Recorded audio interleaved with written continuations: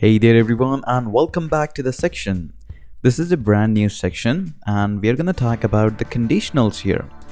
Conditionals are pretty easy. We have seen them already in a quick look and this movie is going to be no exception. We'll talk about the details of the conditional from the next movie. In this we're going to start very slow, very gradually. So let's get started with the very simplistic conditional, that is if and else, and we have already talked about it. So there is not going to be nothing new, but I'll explore some of the hidden features in the if and else, and believe me, there are not many. So let's just say I declare a variable, and I was talking about it for quite a long time, that is temperature.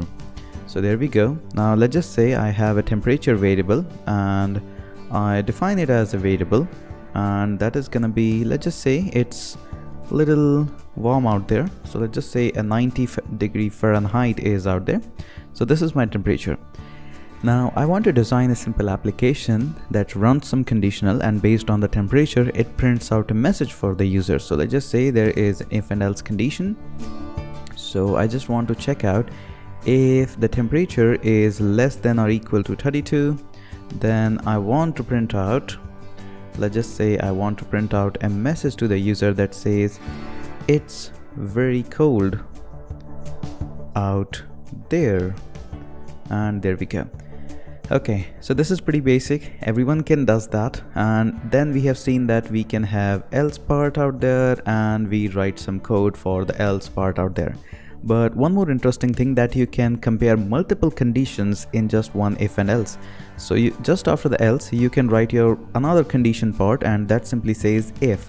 So I can write my if code out there, and in the if code I can again check for some conditions, like if it is greater than 86, let's just say for the time's sake 86, and I just want to print out that it's really warm out there. So let's just say I want to print a message and say it's really warm out there. Or I can print out some message as well, that you should be wearing a scarf or somewhat like that. And finally there can be else of this if part as well. So that actually completes our code, and I can print my message here again. So I just say print me a message that says that it's just okay outside. Okay, so it's just okay weather outside. So there we go. We have seen that if and else are pretty simple, and I would say as simple as possible. And based on what's the temperature out there and what it could be, let's just say for example it's 31 out there, it says it's very cold out there. If it says, let's just say for example what else I could have here, I can say let's just say 45, so it says it's just okay outside there. And if it is little warm out there, let's just say for example 97, so then it's gonna say it's really warm out there.